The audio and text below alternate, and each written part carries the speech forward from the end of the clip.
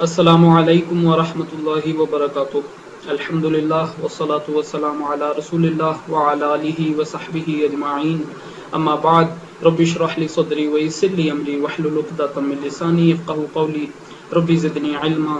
اعوذ باللہ السمیع العلیم من الشیطان الرجیم من ہمزہ ونفخہ ونفثہ، بسم اللہ الرحمن الرحیم۔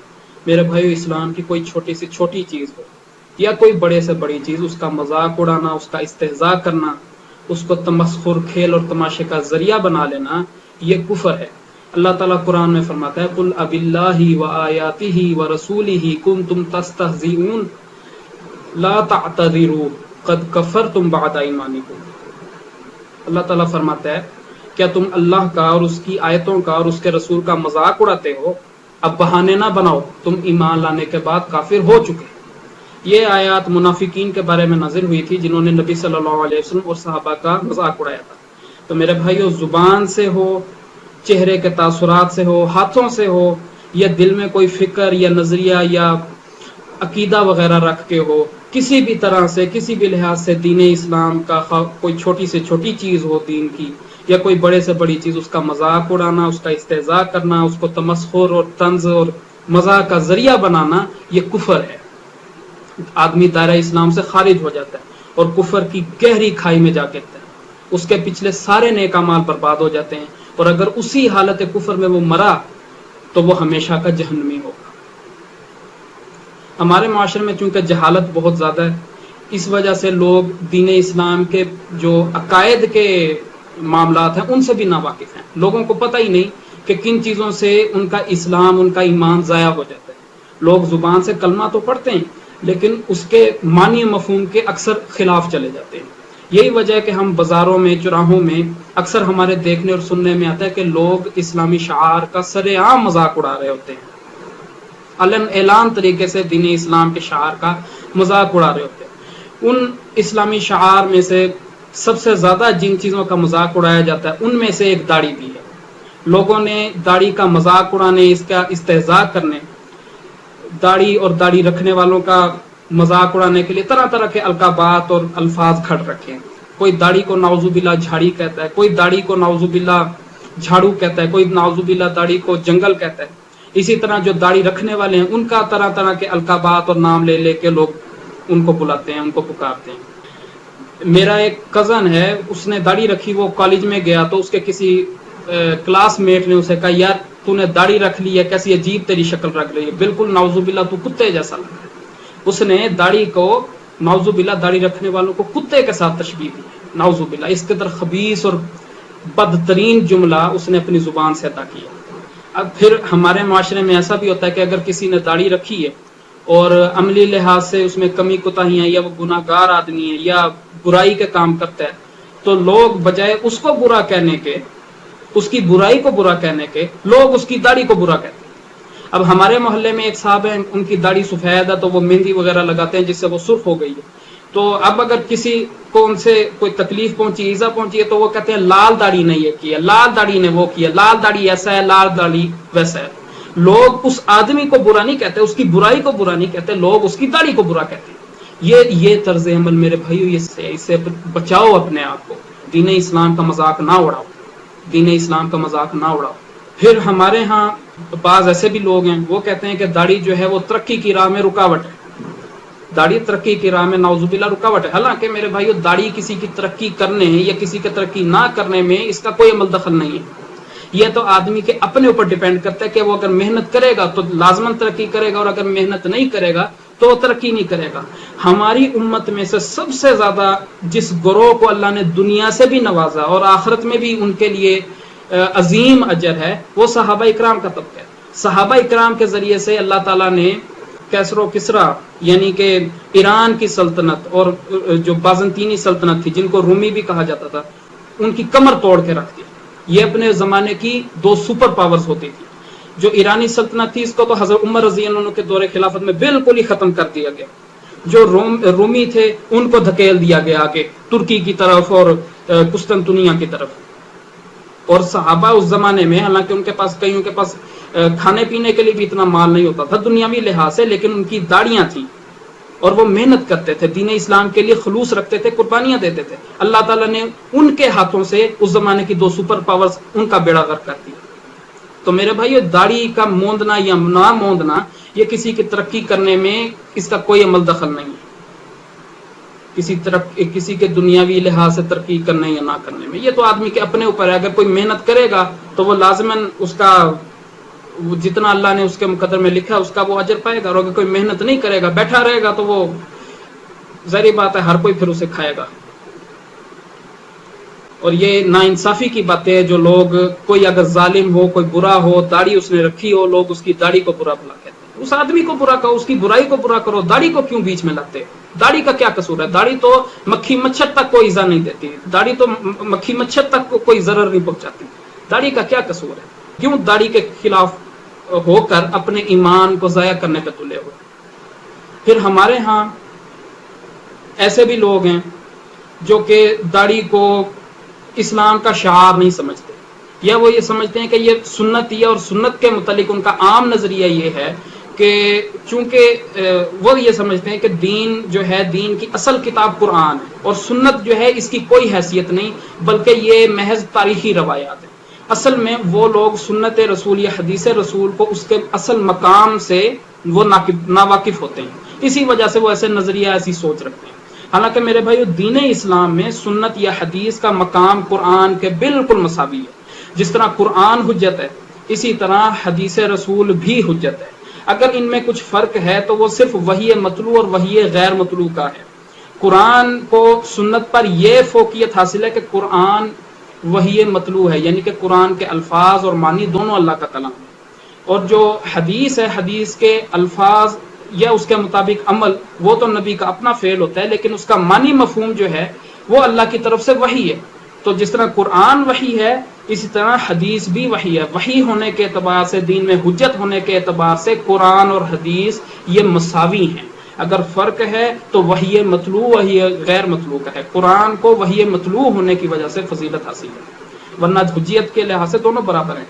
قرآن کی ایک آیت کا انکار کرنا میرے بھائیوں جس طرح کفر ہے، اسی طرح اللہ کے نبی کی ایک ثابت شدہ صحیح حدیث کا انکار کرنا بھی کفر ہے۔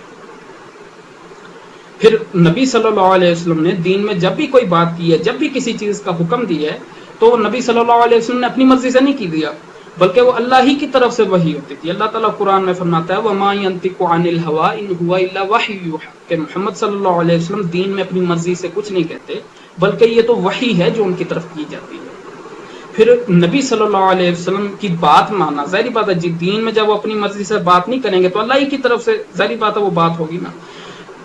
نبی صلی اللہ علیہ وسلم کی بات ماننا اصل میں اللہ کی بات ماننا ہے۔ اللہ تعالیٰ قرآن میں فرماتا ہے مَن يُطِعِ الرَّسُولَ فَقَدْ أَطَاعَ اللَّهَ، کہ جو رسول کی بات مانتا ہے وہ اصل میں اللہ کی بات مانتا ہے۔ تو اس وجہ سے میرے بھائیوں، نبی صلی اللہ علیہ وسلم نے جب کسی چیز کا حکم دیا یا اس کو عمل کیا ہے اور وہ دین ہے، تو اس کا مذاق اور استہزاء کرنا یہ کفر ہے، بہت سنگین جرم ہے۔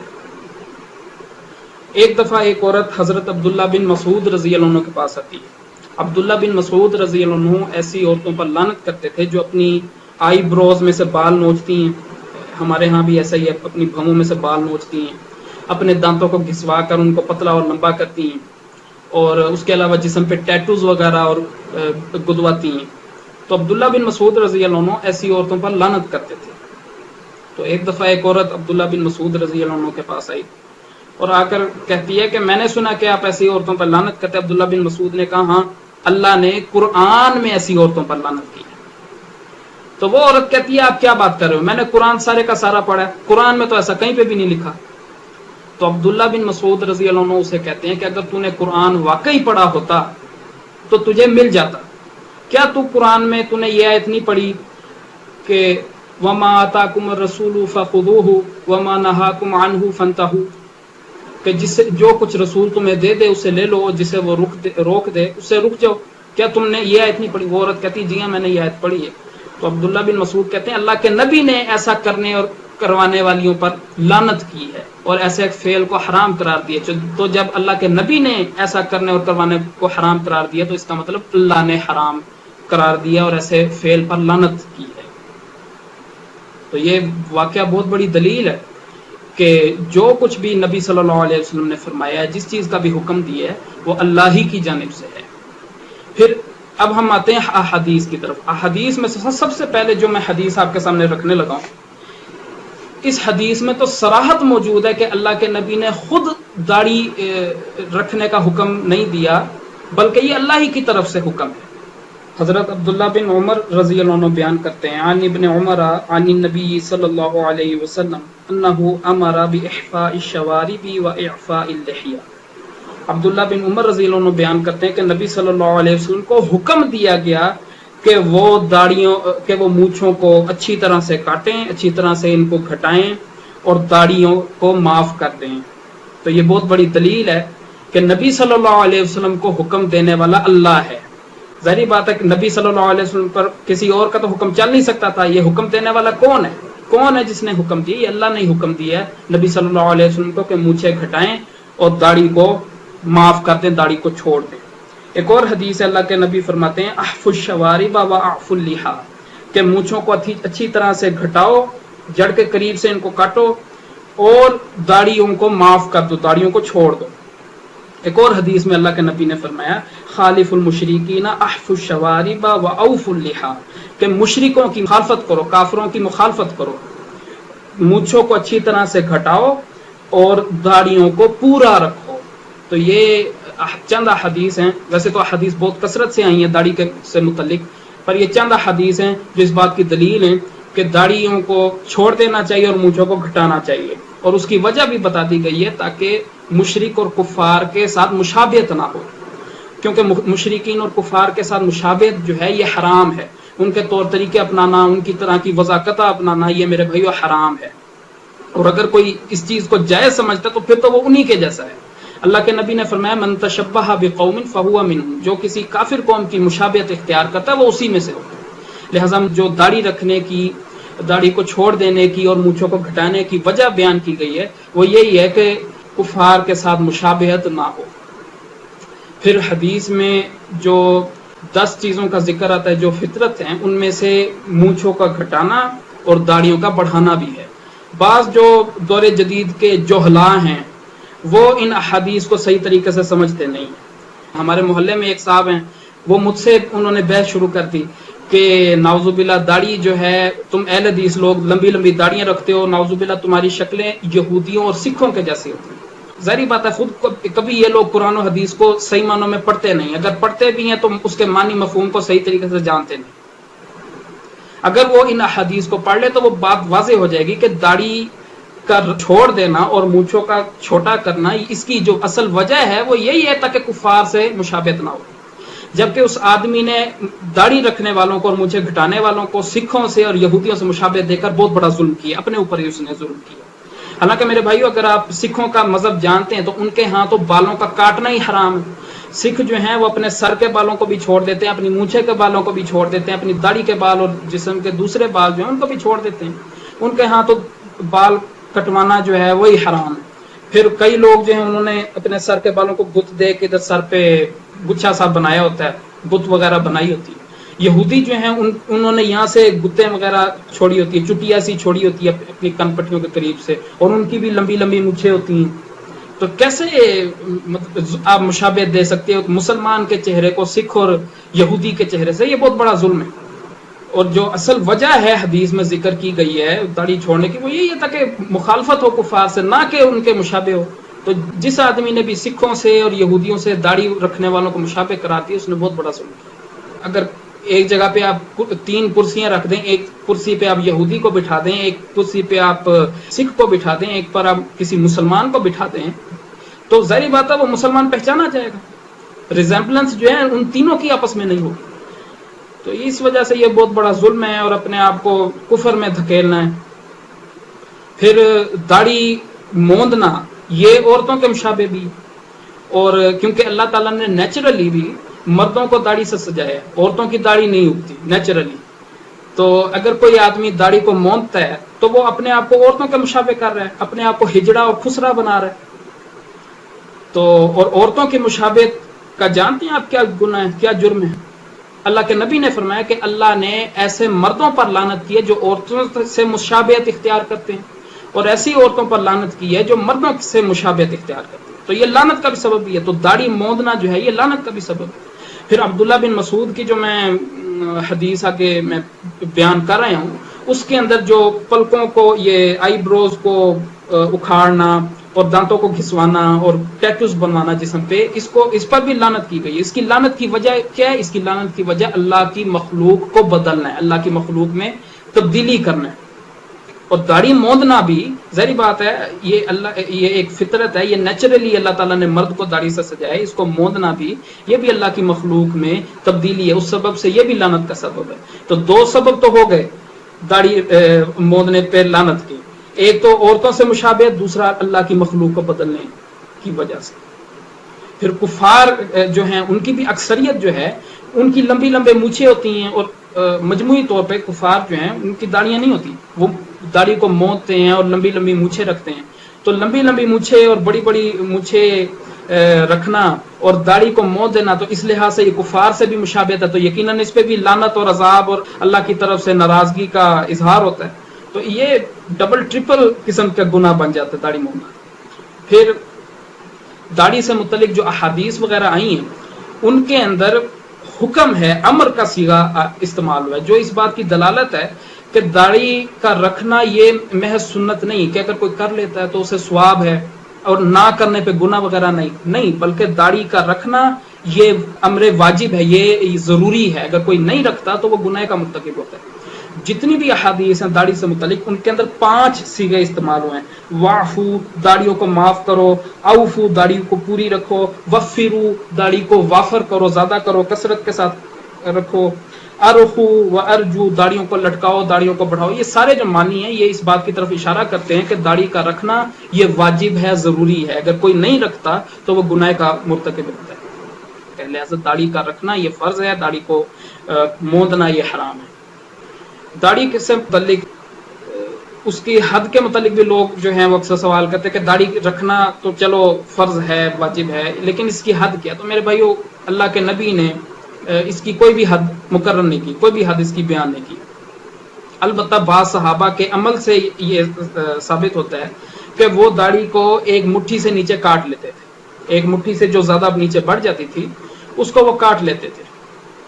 تو وہاں سے بعض علماء اس طرف گئے ہیں کہ داڑھی کا ایک مٹھی تک رکھنا یہ واجب ہے، ایک مٹھی سے آگے زیادہ چھوڑ دینا یہ افضل ہے، مستحب ہے۔ سنت رسول کی پیروی کا تقاضا بھی یہی ہے کہ داڑھی کو چھوڑ دیا جائے، زیادہ کیا جائے، کیونکہ اللہ کے نبی کی اپنی داڑھی جو تھی وہ لمبی تھی اور گھنی تھی، اور تو اس وجہ سے داڑھی کو چھوڑ دینا، معاف کر دینا یہ افضل طریقہ ہے۔ ایک مٹھی تک رکھنا داڑھی کو یہ واجب ہے، ایک مٹھی سے کم کرنا یہ حرام ہے۔ بعض علماء جو ہیں وہ کہتے ہیں کہ وہ ان صحابہ کا اپنا اجتہاد تھا، اور داڑھی کی جو احادیث ہیں ان میں عموم ہے اور امر کا صیغہ، لہذا داڑھی کو ایک مٹھی بھی نہ کاٹا جائے بلکہ چھوڑ دیا جائے، ایک کینچی لگانا بھی حرام ہے۔ اور ایک اور موقف ہے بعض لوگوں کا، وہ کہتے ہیں ایک مٹھی سے آگے بڑھانا یہ حرام ہے، ایک مٹھی تک رکھنا یہ واجب ہے۔ یہ بعض لوگوں کا موقف ہے، حالانکہ یہ موقف بالکل غلط ہے، اصولی طور پہ بھی، علمی طور پہ بھی۔ کیونکہ شریعت کا اولین طور پہ جو مکلف ہوتا ہے وہ خود نبی ہوتا ہے، جبکہ نبی صلی اللہ علیہ وسلم کی اپنی جو داڑھی تھی وہ گھنی تھی، لمبی تھی، اور جو کثیر تعداد ہے صحابہ کی ان کے بارے میں بھی یہی آتا ہے کہ ان کی لمبی لمبی گھنی گھنی چوڑی چوڑی داڑیاں تھیں۔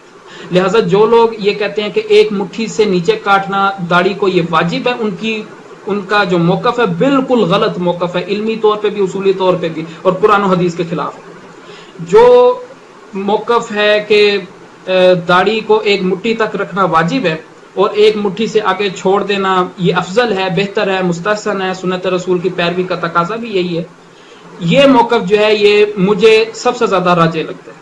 کیونکہ جن صحابہ سے داڑھی کا ایک مٹھی سے زیادہ کاٹنے کا ثبوت ملتا ہے یہ وہ صحابہ ہیں جو کہ اہل علم بھی ہیں، اور یہ ان احادیث کے خود راوی بھی ہیں کہ جن کے اندر داڑھیوں کو چھوڑ دینے، معاف کرنے، زیادہ کرنے کا ذکر ہے، جیسے عبداللہ بن عمر ہیں، ابو ہریرہ ہیں، حضرت ابن عباس ہیں۔ یہ وہ صحابہ ہیں جن سے بعض خاص موقعوں پہ اور بعض عام دنوں میں بھی داڑھی کا ایک مٹھی سے زیادہ کاٹنے کا ثبوت ملتا ہے۔ اور یہ وہ صحابہ ہیں جن سے روایات بھی ہیں کہ داڑھیوں کو چھوڑ دیا جائے، معاف کر دیا جائے، اور پھر ان کا علمی مقام اور مرتبہ بھی ہے. تو وہاں سے بعض علماء اس طرف گئے ہیں کہ داڑھی کا جو حد ہے وہ ایک مٹھی ہے، ایک مٹھی تک رکھنا داڑھی کا واجب ہے، ایک مٹھی سے آگے چھوڑ دینا یہ افضل ہے. میرا اپنا جو رجحان ہے وہ بھی اسی طرف ہے.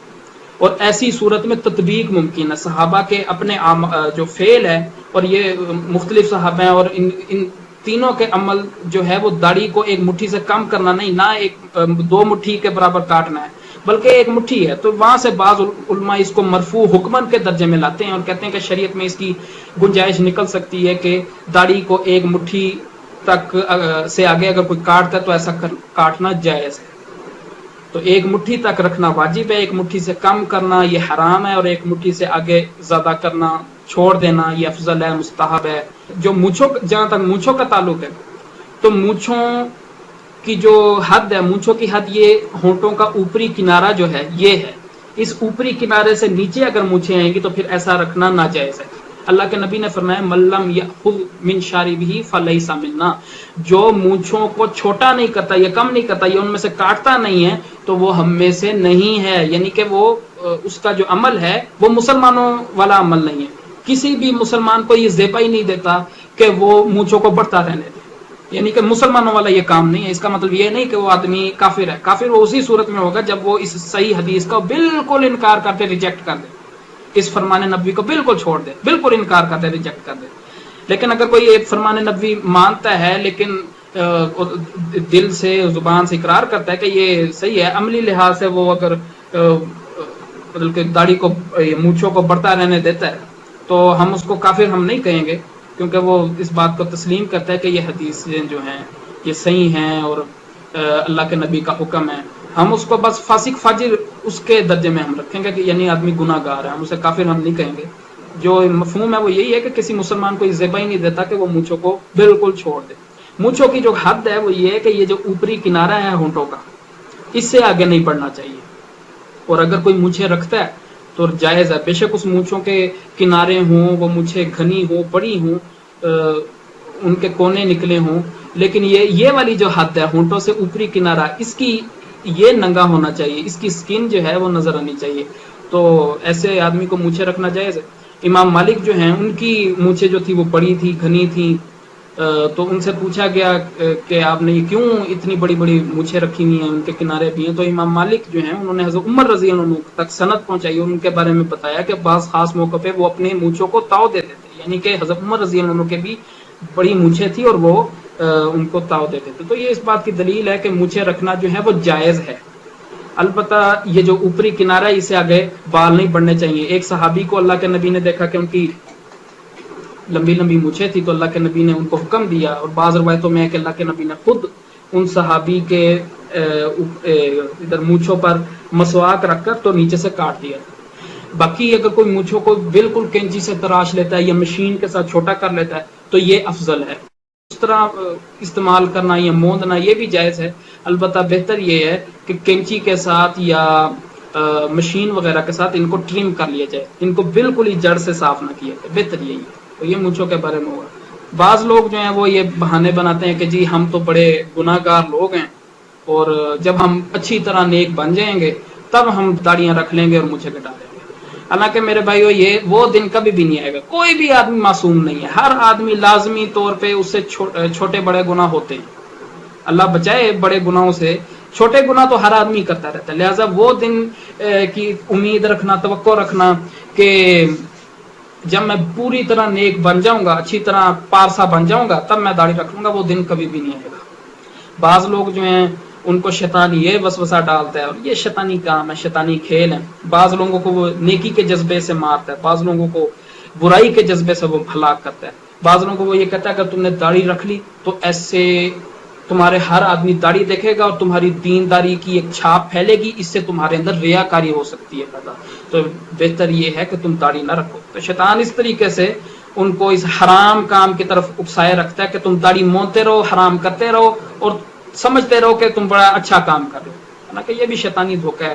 سچی بات یہ ہے کہ اگر اسی پہ آدمی چلتا رہے تو پھر فرض نمازیں وہ تو جماعت کے ساتھ ہی پڑھنا فرض ہے.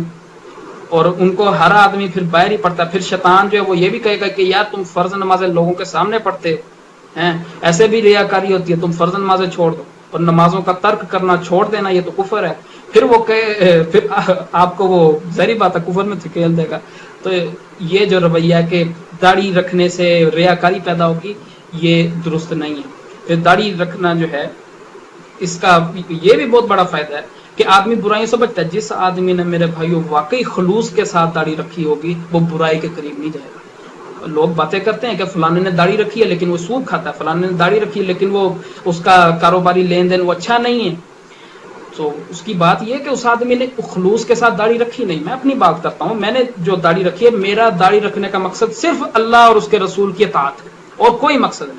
اور جب میں کبھی مجھے شیطان وسوسہ اندازی کرتا ہے اور کسی برائی پر مجھے آمادہ کرتا ہے تو داڑھی کی وجہ سے میرے دل میں سوچ پیدا ہوتی ہے کہ یار داڑھی رکھ کے میں اگر برائی کروں گا تو داڑھی کی وجہ سے اللہ بہت سے برائیوں سے مجھے روک دے گا. تو مجھے تو داڑھی رکھنے کا فائدہ ہوا ہے. اور میرے بھائی جو بھی آدمی واقعی اخلاص کے ساتھ خلوص کے ساتھ داڑھی رکھتا ہے اس کو داڑھی کے سبب وہ برائی کرنے سے باز آ جاتا ہے. باقی جو لوگ داڑھی رکھ کے بھی برائی کرتے ہیں تو میرے بھائیو سچی بات تو یہ ہے کہ انہوں نے خلوص کے ساتھ داڑھی رکھی ہی نہیں. خلوص کے ساتھ اگر انہوں نے داڑھی رکھی ہوتی تو وہ لازماً طور پہ اس برائی سے باز آ جاتے. بعض لوگ یہ جو کہتے ہیں کہ جب ہم نیک بن جائیں گے تو ہم داڑھی رکھیں گے, اتنی دیر میں وہ حرام کام کرتے رہتے ہیں, داڑھی مونتے رہتے ہیں اور کہتے ہیں ہم بہت گناہ گار ہیں اور گناہوں کی عادت ہے ہمیں, اور داڑھی رکھ کے اگر ہم نے برائی جاری رکھی تو ایسے تو داڑھی اور اسلام جو ہے وہ بدنام ہوں گے. تو میرے بھائی یہ سراسر شیطانی وسوسہ ہے, شیطان کی تلبیس ہے, اور شیطان کی تلبیس جاننے کے لیے تلبیس ابلیس ضرور پڑے. اس کے اندر جو شیطانی چلاکی ہیں, جو اس کے مکاری کے گن ہیں, وہ آپ اچھی طرح پڑھیں تاکہ آپ کو پتہ چلے کہ شیطان کیسے کیسے آدمیوں کو تباہ کرتا ہے, انسانوں کو تباہ کرتا ہے.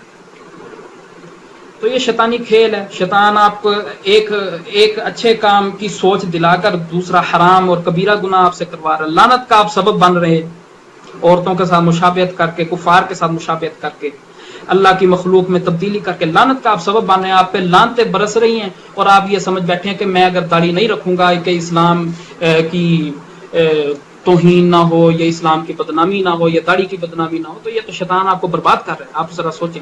پھر اگر یہی سوچ آپ اپنا لیں کہ داڑھی رکھنے سے اور برائی کے جاری رکھنے سے داڑھی کی توہین ہوگی, اسلام کی توہین ہوگی, پھر تو آپ نمازوں پہ بھی آ جاؤ. آپ فرض نمازیں پڑھتے ہیں, اس کے باوجود آپ برائی کے کام کرتے ہیں. آپ اپنی آپ کی نسبت جو ہے وہ اسلام کی طرف کرتے, برائی تو پھر بھی جاری رکھتے. کیا اس سے اسلام یا داڑھی کی یا دین کی بدنامی نہیں ہوتی؟ سوچنے والی بات. پھر کیا شیطان اگر آپ کو کہے کہ تم اپنے آپ کو مسلمان کہتے ہو, تمہارے اوپر لیبل مسلمان کا لگا ہوا ہے لیکن تم ابھی بھی برائی کو جاری رکھتے ہو, ایسے تو اسلام کی بدنامی ہوتی ہے. بہتر ہے کہ تم ہندو یا سکھ ہو جاؤ تاکہ اسلام بدنام نہ ہو. تو کیا آپ ہندو سکھ ہو جائیں گے شیطان کے اس وسوسے میں آ کے؟ تو میرے بھائیو اپنے آپ کو برباد نہ کرو, اس طرح کے فضول بہانوں میں نہ ہو. داڑھی رکھو, داڑھی رکھنا فرض ہے. اسلام کی کچھ چیزیں ہیں ان کو چھپا کر کرنا یہ مستحب ہے, اچھی بات ہے, لیکن ان کا بعض چیزیں ایسی ان کا ظاہر کرنا واجب ہوتا ہے. اگر ایک آدمی ظاہر کرے کہ وہ داڑھی رکھے اور مونچھوں کو گھٹائے, اس کا حلیہ مسلمانوں والا ہو, وہ فرض نمازوں کو لوگوں کے سامنے ادا کرے, حج کو لوگوں کے سامنے ادا کرے, زکوٰۃ اعلان کر کے دے, تو یہ چیز فرض ہے.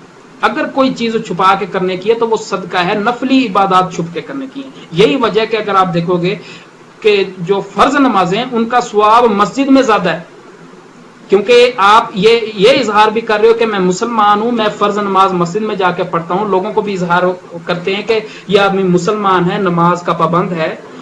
تو یہ آپ کے اسلام کی دلیل ہے. لیکن اگر آپ تہجد کی نماز مسجد میں پڑھو گے تو وہ افضل نہیں ہے. تہجد کی نماز یا کوئی نفلی نماز یا جو نماز کی سنتیں ہوتی ہیں وہ اگر آپ گھر میں پڑھو گے یا چھپ کے پڑھو گے تو اس میں ثواب ہے. تو کچھ چیزیں اسلام کی ایسی ہوتی ہیں جن کا ظاہر کرنا ضروری ہوتا ہے. داڑھی کا رکھنا اور مونچھوں کا گھٹانا یہ ظاہر کرنا ضروری ہے تاکہ آپ کی وضاحت سے پتہ چلے کہ آدمی مسلمان ہے. اور باقی جو دوسرے نیک کام ہیں ان کو چھپا کے آدمی کرے, نفلی عبادات جو ہیں انہیں چھپا کے کرے تو اس کا ثواب زیادہ ہے.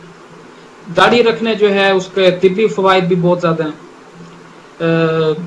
داڑھی جو ہے اس کے رکھنے کے نتیجے میں مرد کے اندر ٹیسٹوسٹرون لیول یعنی جو مردانہ ہارمونز ہیں ان کی افزائش ہوتی ہے، ان کی زیادہ تعداد بڑھتی ہے، جس کی جتنی زیادہ گھنی اور لمبی داڑھی ہوگی اس کے اندر اتنی ہی زیادہ ٹیسٹوسٹرون لیول ہوگا، اتنے ہی زیادہ اس کے اندر مردانہ ہارمونز ہوں گے اور ان کی افزائش بھی اتنی زیادہ ہوگی، جو کہ بہت اہم ہے افزائش نسل کے لیے، مردانہ قوت، مردانہ وجاہت کے لیے بہت اہم ہے ٹیسٹوسٹرون۔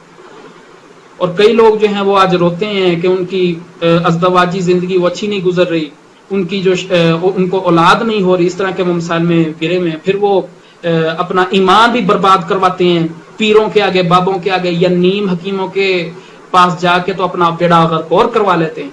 اور پھر بے حیائی کا ایک سیلاب آیا ہوا ہے آج، اعوذ باللہ، کیبل کے ذریعے، انٹرنیٹ کے ذریعے، الیکٹرک اور پرنٹ میڈیا کے ذریعے بے حیائی جو ہے اس کا سیلاب آیا ہوا ہے۔ اکثر جو نوجوان ہیں وہ اس طرح کے حرام کاموں میں وہ ملوث ہوتے ہیں، اپنا بیڑا غرق کر لیتے ہیں۔ تو اس کی وجہ اگر وہ داڑھی رکھیں، دین پر چلیں، شریعت کی پابندی اختیار کریں تو ایسے وہ اپنے آپ کو بچا سکتے ہیں، ورنہ داڑھی موندنے سے میرے بھائیو ٹیسٹوسٹرون لیول بھی کم ہو جاتا ہے، جو مردانہ ہارمونز ہیں وہ کم بنتے ہیں، اس کے نتیجے میں پھر ظاہری بات ہے پھر خسارہ ہی ملتا ہے، دنیا کا بھی اور آخرت کا بھی، آخرت کا خسارہ تو ہے ہی ہے۔ پھر داڑھی جو لوگ موندتے ہیں ان کا بینائی کا کمزور ہونا، یہ بھی بعض حکیم اور طبیب حضرات نے لکھا ہے کہ ان کا بینائی کا کمزور ہونے کا زیادہ چانس ہے بنسبت ان لوگوں کے جو داڑھیوں کو چھوڑ دیتے ہیں، داڑھیوں کو بڑھاتے ہیں۔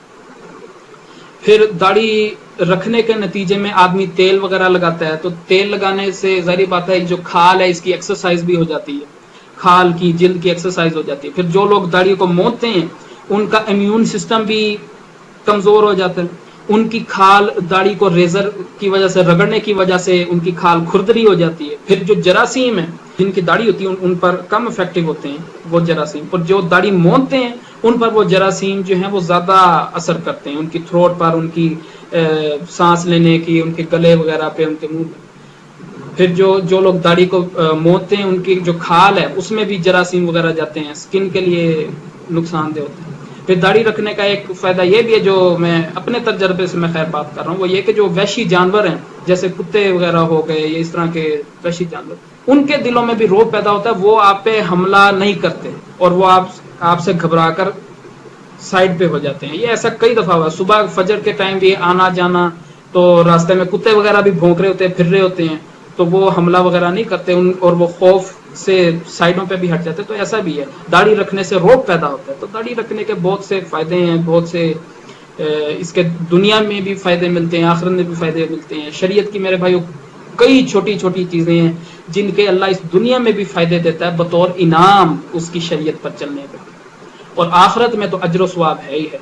تو یہ سب داڑھی رکھنے کے فوائد ہیں۔ شریعت کی کتنی چیزیں ہیں جن کو ہم معمولی سمجھ کر چھوڑ دیتے ہیں، لیکن ان کا ہم کو دنیا میں بھی فائدہ ملنے والا ہوتا ہے اور آخرت میں بھی ان کا فائدہ ہوتا ہے۔ سبحانک اللہم و بحمدک، اشہد ان لا الہ الا انت، استغفرک و اتوب الیک۔